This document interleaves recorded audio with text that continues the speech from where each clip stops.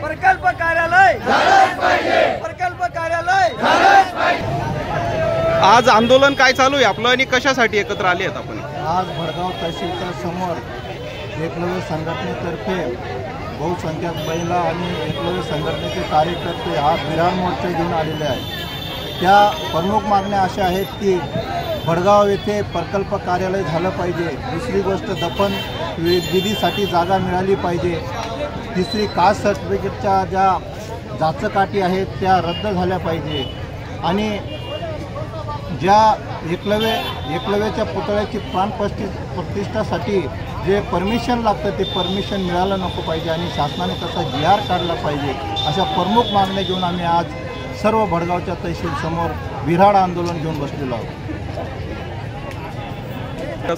ह्या मागण्या पूर्ण नाही झाल्या। काही मागण्या ह्या शासन दरबारी कळवायच्या आहेत, काही तहसीलदारांच्या आधिपत्याखालच्या आहेत।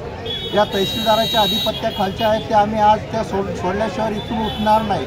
1 दिवस लागो किंवा 15 दिवस लागो, भर पावसामध्ये या आमच्या भिल्ल समाजाच्या महिला आणि आम्ही सर्व कार्यकर्ते इथं ठाम मारून बसणार आहोत।